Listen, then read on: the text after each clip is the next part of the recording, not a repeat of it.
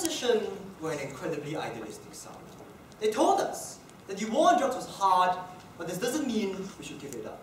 But when pushed for an alternative and a solution, they fell silent. They told us that drugs cause first-party and third-party harm. But when pushed on a parallel to criticisms in their principle, they fell silent. I'm going to examine why we clearly took this debate in 3 questions. First of all, whether the use of drugs is a legitimate choice. Second, on whether we can ever win the war on drugs. And finally, on which side better helps drug addicts and users. First, on a legitimate choice. And we argue to you that individuals deserve the liberty to consume all drugs. And we heard 2 responses. One, that they consume drugs out of peer pressure, so it's not a free choice. And second, that third-party harms accrue.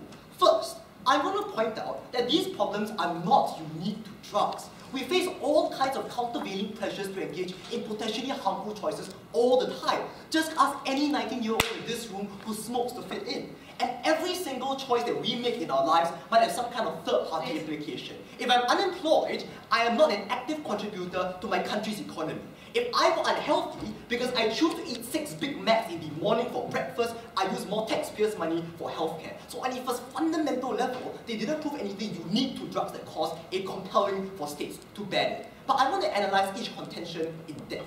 First, on peer pressure and social context. They have a bizarre conception of the world here.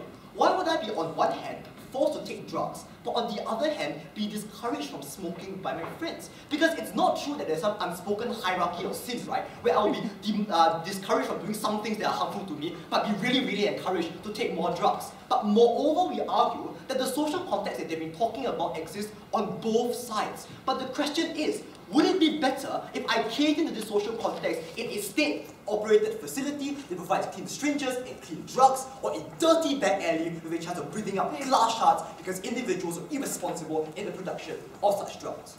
Second contention we heard, that of third-party harm.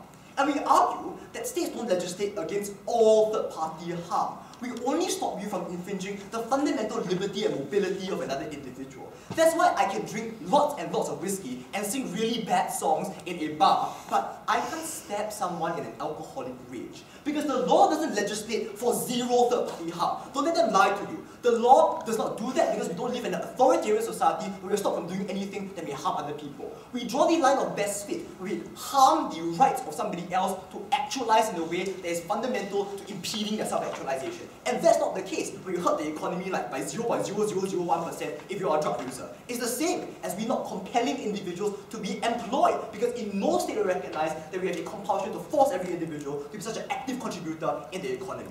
But we heard a last distinction coming from the second speaker.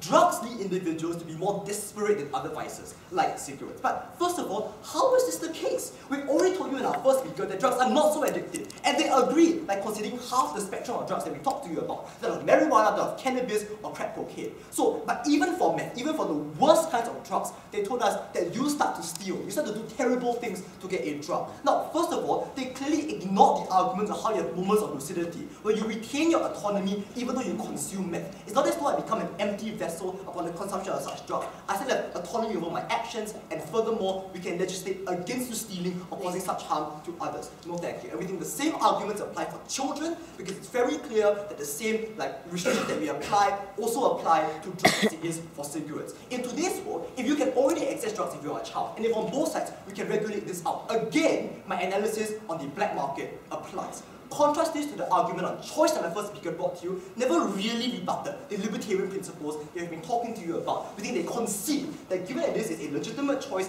we shouldn't ban drugs anyway, we should abandon the war. But second point of contention, then can we win the war on drugs? Now we were told that we could somehow win this war. How?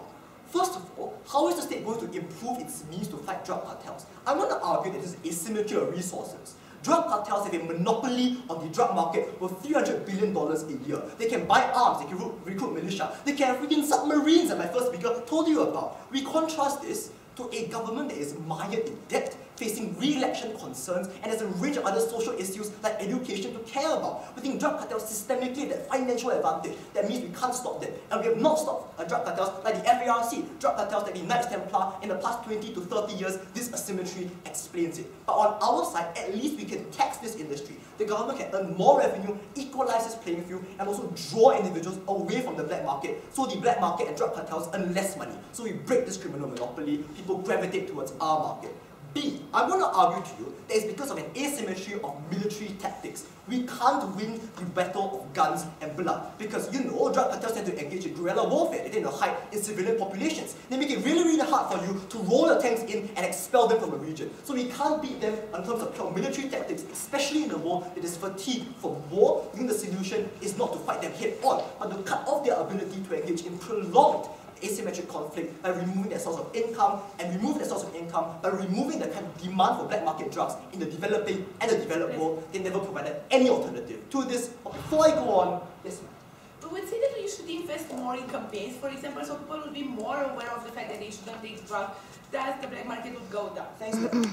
Now, it's not true that just because you make something really illegal, that people stay away from such drugs. We've already told you about the psychology of drug individuals who want to consume drugs for their individual leisure, for their entertainment, and we think these are groups that exist on both sides. But even if we have more individuals who use drugs, these are individuals who would tend to gravitate towards the illegal market because these are individuals who wouldn't have used the black market in your case anyway. So at the very worst case, our side is still better in combating this war on drugs. Now, the next thing we heard was that you create a secondary drug market where drugs are cheaper and more harmful. First of all, we think it's good that we force guerrillas to make drugs cheaper because we cut into their profit margins. But second of all, why in the world would this happen? Within the state, there's economies of scale where you mass produce drugs as compared to someone's back alley factory. So it's a lot easier to undercut the market on a systemic level. But furthermore, we argue that the marginal utility of opting for a cheaper drug is outweighed by the massive harms of opting for the black market. Individuals are not stupid. They understand this risk. We don't think they become cheaper. Second, on more harmful drugs. Now, we argue that we will legalize such drugs too.